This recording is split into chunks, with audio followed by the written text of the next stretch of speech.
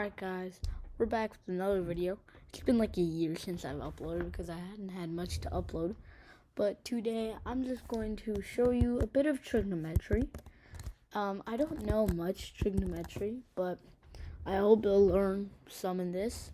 But we have our key here just for copy and pasting.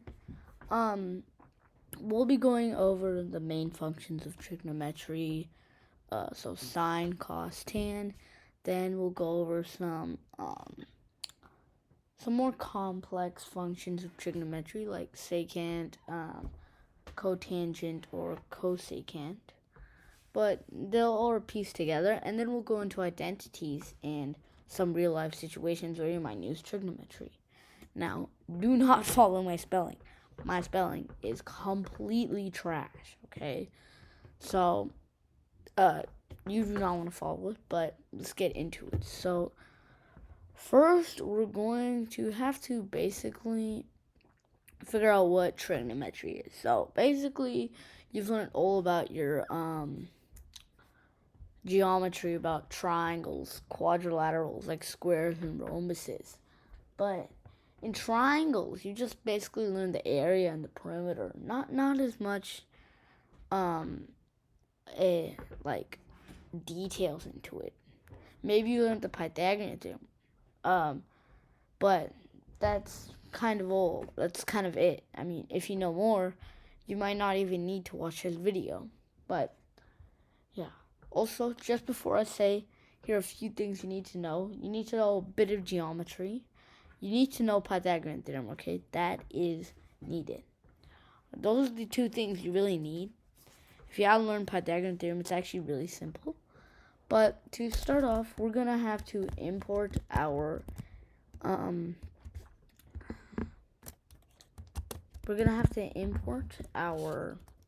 diagram, which I'm gonna do right here from my other paper, which I'll put in the description.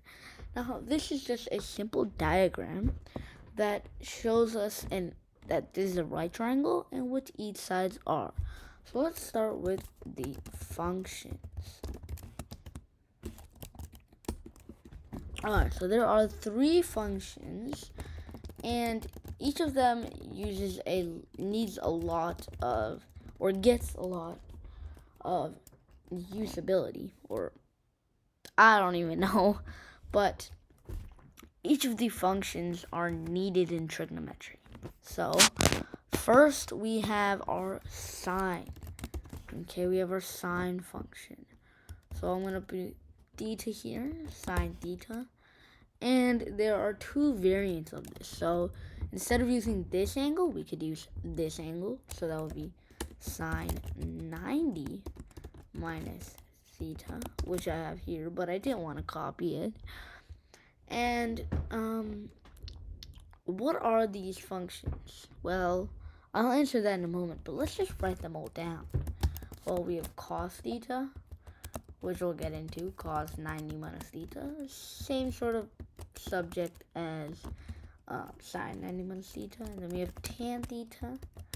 And then we have tan 90 minus theta. Okay. There are 3 functions, sine, cos, and tan. Okay, so first let's look at the diagram. So sine theta is equal to opposite divided by hypotenuse.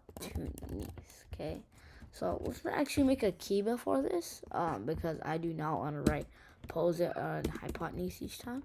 So let's call this point A, B, and C. So opposite will be B, because this is B, so you go opposite to it, and then A opposite, and then C opposite. So then we have adjacent will be equal to A, and then hypotenuse will be equal to C. Okay, this is our key, or this is our algebraic notation for our things. So simply, we'll just make opposite over hypotenuse, what we have here, B by C. And then we'll have this is what sine theta is, and then we have sine 90 minus theta, which is then equal to adjacent, which is A divided by C.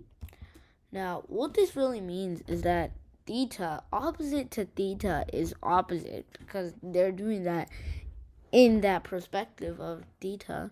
And then adjacent to it is this. So think of a sine of an angle, any angle between 1 and 90, because you always have this 90 degrees, and you don't usually do sine 90 or cos 90 or tan 90. So any angle between 1 and 90, or 1 and 89, you could say. But what would happen is that whatever angle, sine theta, you take the side opposite to it. So if this was the angle, okay, then the side opposite to it would be this. And then you'd always do it over the hypotenuse. Okay, for cos, you would do adjacent, the one that's touching, but isn't the hypotenuse, the one that's diagonally. Okay, it would be the adjacent over hypotenuse. So in sine and cos, hypotenuse is the denominator, and for sine opposite it's the numerator, cos adjacent is the numerator. That's why B over C. Now there's a cool fact about sine 90 minus theta, and it's equal to something we'll cover more on. Well, we're not going to cover it. We're going to realize it right now.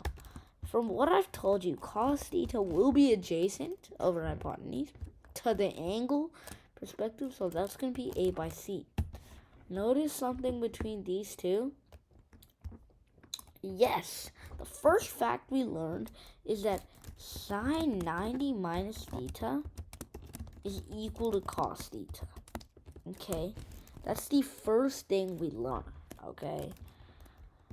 Now, the second thing we have to go through is cos 90 minus theta. And this is this angle, okay? 90 minus theta is the final angle that is not 90 degrees and is not theta degrees. It is this. Well, it might be theta if adjacent is opposite, but it's not in the place where theta is. So it's this angle. So cos 90 minus theta is opposite over hypotenuse, which is just B by C. And this, my friend, is equal to this. So our next fact is cos 90 minus theta is equal to sine theta. Now, there is nothing for tan that is equal to. We have tan theta is then equal to B by A. Okay? So what you're going to do is you're going to take the angle, you're going to take the opposite to it, like in sine. But instead of the denominator being hypotenuse, it's going to be the adjacent side.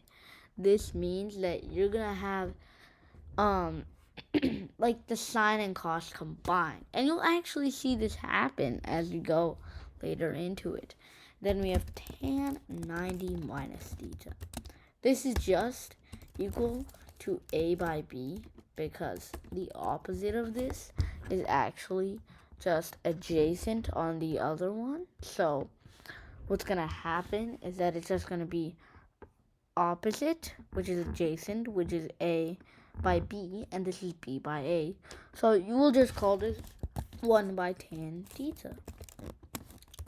Now the fact you need to know, which we'll put here, is A squared. Okay, let's just copy that over from here, from my copy and paste document. We'll just copy this over here. Okay, and then we'll put all of this down here to make sure that, crap, we'll put it down here. Okay, it won't do that, but that's okay. So the first thing you must know is that A squared plus, this is not what it's actually, this is not what it's equal to, but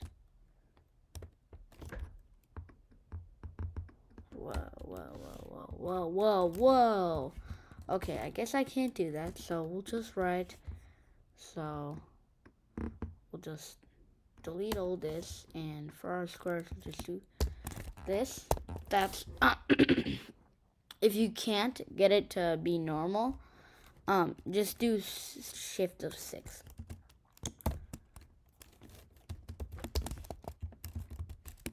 This is Pythagorean theorem. You should know this at least by 6 or my turns. And now we get into a few factual stuff. Okay. Tan theta is equal. Crap. Oh yeah, I forgot. I already copied that. Tan theta is equal to sine theta by cos theta. Remember when I said tan theta is kind of like combining them? Well, this is kind of what I meant. Now, you might be very confused, but let's just write it down in the notation we put it in. So, what I said was A by C. What I said was B by C. So, we'll put B divided by C divided by A divided by C. So, if you don't know this, then then it's okay, but you're going to take the reciprocal of the denominator and multiply it by the numerator. Okay, so it's going to be B by C into C by A. Okay? This is just normal stuff. Now, this is going to be equal to B into C. Okay, so we'll put that in parentheses. By C into A. Okay, I'll put that in parentheses as well. And then these C's will cancel out, bringing us B by A, which is in fact equal to tan theta. So this is our first simple thing. And these are basically the functions and everything they're equal to. Okay, so now let's get into some more things. The complex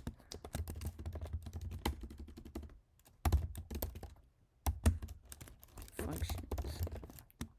We might use them, we might not, but I'll tell you, we will use them. So, there are 3 more complex functions, and they go by the name of secant theta, cosecant theta, and cotan theta.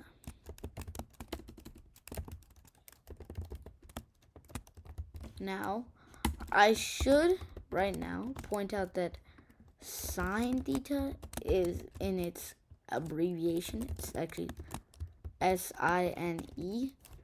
Cos is actually cosine. And then is equal to cos theta. And then I should also point out that tan theta is tangent theta. So we can actually just take out the gent and have it cotan. And then, as people get lazier, they take out the and just have cot.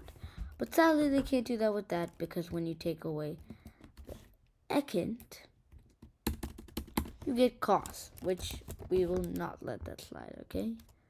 Okay, another spelling error. Duh.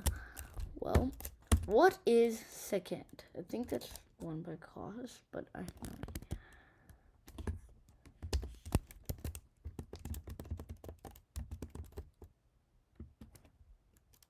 The reciprocal of cos. This literally makes no sense, okay? I cannot remember this because they confuse me so much with the cos part of this, and it's the reciprocal of sine, okay? But let's move on and let's consider that didn't happen, okay? I want to act like I'm smart, okay? Please, please. Alright, so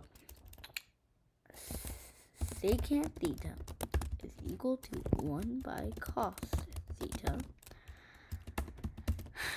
Cosecant theta is equal to 1 by sine theta. Makes no sense. You can search it up anytime. I will not say you're dumb because I have to too. That's calling myself dumb. Okay, maybe I am dumb, but like still. So cotangent theta is equal to 1 by tan theta. Okay. Now another cool fact. Cotan theta is equal to tan 90 minus theta. Okay, what we said here. Okay, so this is actually this. So yeah. Also, let's create a table here. Just for complexity. Okay. So we'll have 3 functions. Crap. This table is not big enough at all.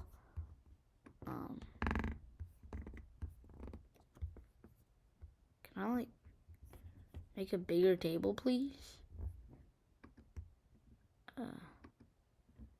Hello? Like, can I make a bigger table? Like, I can't? What?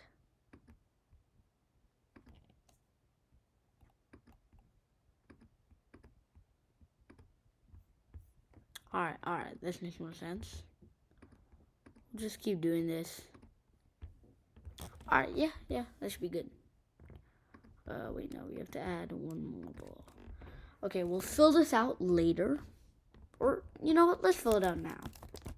Table of angles. Sine theta. What the heck? Sine theta. Wait, huh? Cos. What just happened? Cos theta and tan underscore theta. Boom. Alright, now we have 30 degrees. This will come in hugely handy. 45 degrees.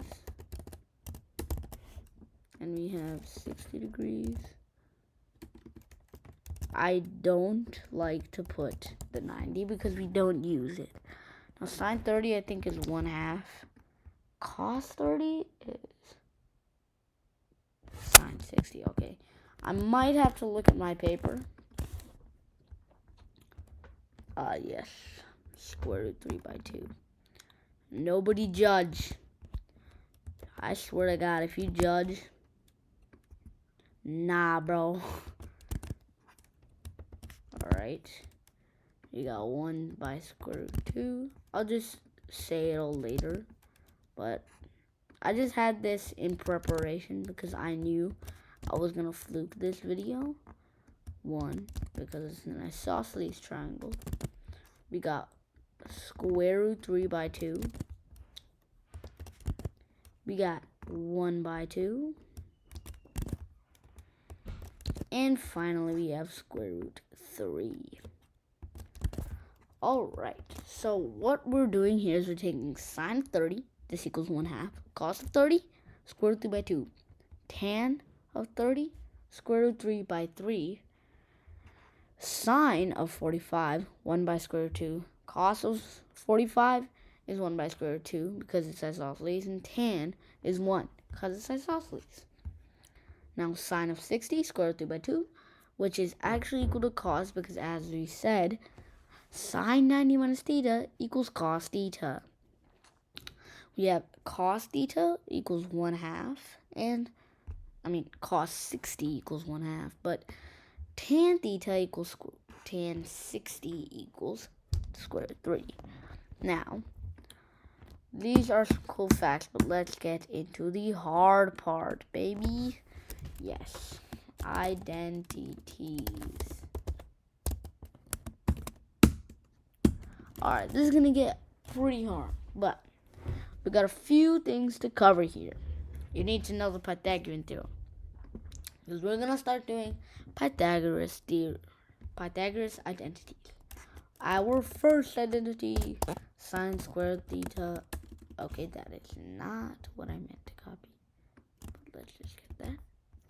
Let's just do that. Sine squared theta plus cos squared theta equals 1. How? Well, let's take it step by step. First, we have sine. So what is sine squared theta equal to? This is equal to sine theta into sine theta. Now this is equal to b by c, I think, or yes, into b by c. This is equal to b squared by c squared. Now, if you knew anything, you knew that you could make c squared this. So we do that. We make this equals b squared by a squared plus b squared. I do the same thing for cos.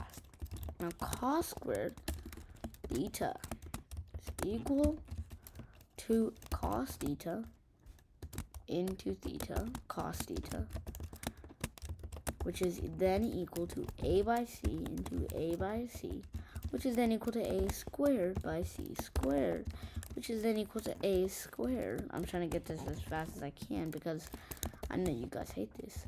Plus b squared. So now we add the 2. We get a b squared.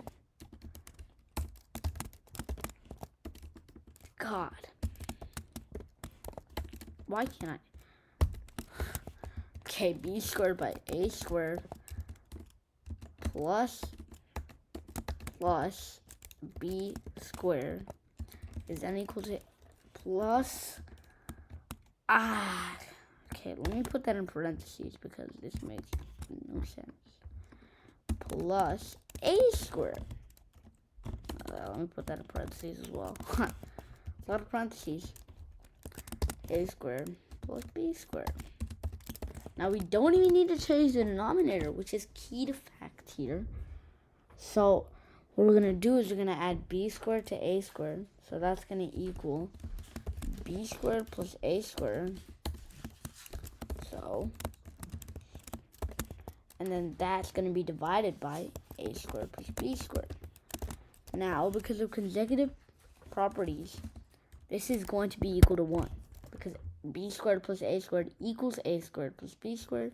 And that means that sine squared theta plus cos squared theta is equal to 1. Now, our next identity is 1 plus, I think it was all identities. It's equal to 1 plus tan squared theta is equal to secant. So, 1 plus tan theta, or tan squared theta, is equal to secant, so squared theta. Now, how, you may ask? I'll show you how. So, remember when we said tan theta was equal to sine theta divided by cos theta? Here. Well, we're going to use that fact right here. So what we're going to do is we're going to make 1 plus tan theta squared, because we're not going to go through the same math, equal sine theta squared divided by cos theta squared, okay? I'm not going to make you go through all that work again. So this is going to be plus 1. Now, if you know anything about fractions, you know cos theta squared by cos theta squared equals 1. Okay? That's just normal. Even if you don't know what cos theta or cos squared theta is, you would know that from fractions. So we'll just bring this 1 into the fraction, which is then going to be equal to sine squared theta plus cos squared theta divided by cos squared theta. Notice anything about this? Anything about this, in fact? Well, this is just what we said here. So we can just replace that with 1. Then becomes 1 cos squared theta, and then that makes it 1 by cos theta squared.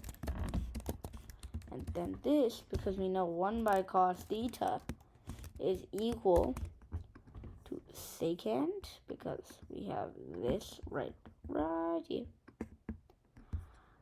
This will then be equal to 1, but this will be equal to sec theta squared, which is exactly what we're trying to prove. So we got our answer. Now the final identity in the final part of this video will be said as 1 plus cotangent 1 plus cotan theta is squared equal to cosec theta squared. Finally, what we're going to do here is we're going to make sure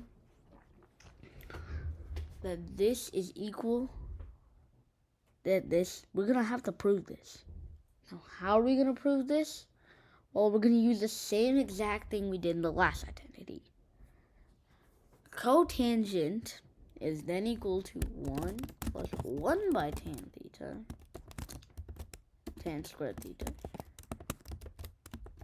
And this is then equal to 1 by sine squared theta. And also divided, so let's make that in fractions. Divided by cos squared theta. And if you know anything about fractions, to get the answer, you just do 1 times the reciprocal of this, which is then equal to, so you're going to have to add 1 at the end of this. And this is going to be equal to sine cos squared theta by sine squared theta plus 1. That, as you did the same thing, is going to be equal to cos squared theta plus sine squared theta. And then, finally, we're going to input this for 1, alright? So that means in the final parts of this, we have 1 by sine theta squared. And that means we have 1 by sine theta altogether squared. Alright? That, my friends, is why you believe in magic. Boom! This is cosec theta squared. And that is our last identity that we're going to prove. There are a few other even odd identities, but they're just like sine theta. Sine negative theta is equal to negative sine theta. They're obvious. So that's going to wrap it up. Alright. Hope you enjoyed this video and hope you actually learned something from it. So